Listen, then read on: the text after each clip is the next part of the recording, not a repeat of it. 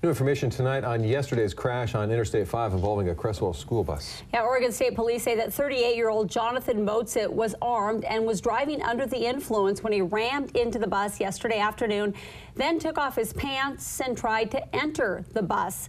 Motsit is in the Lane County Jail. He is facing charges of eluding in a vehicle, reckless driving, recklessly endangering another person, hit and run, DUI, and possessing a firearm. KZI 9 News reporter Stacey Kafka is live in Creswell tonight with more on what the school district is saying about that incident and how it makes sure that drivers are ready to respond to unpredictable situations like this. Stacey? The Creswell School District says the Oregon Department of Education sets the guidelines for bus driver training throughout the state. And while they have to learn how to navigate behind the wheel of a bus, student safety is always a top priority.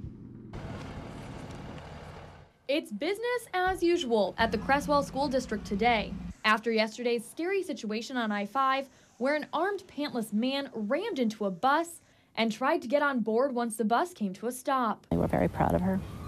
Very tough situation. The Creswell School District says the female bus driver would not let the man onto the bus. The training that they receive is nobody is to get on their bus. Nobody is allowed on the bus. Parents generally are not allowed on the bus. Something she learned through hours of training to become a bus driver. We're required to have 8 hours of continuing education for every driver. We do some of that here in the district, and we also participate in Oregon Pupil Transportation Association trainings and workshops. The Oregon Pupil Transportation Association, or OPTA, puts on bus training for districts throughout the state each year. And while this situation can only be described as rare, I have been in this industry for 18 years. This is the first one I've heard in our state where we've had a, somebody who has had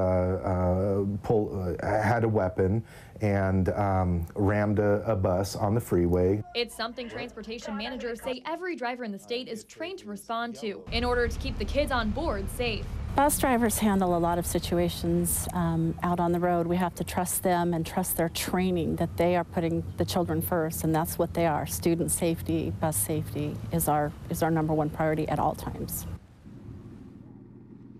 And while each bus driver is required to attend 8 hours of training each year, OPTA says many drivers actually get between 20 and 25 hours of training each year. Live in Creswell, Stacey Kafka, KEZI 9 News.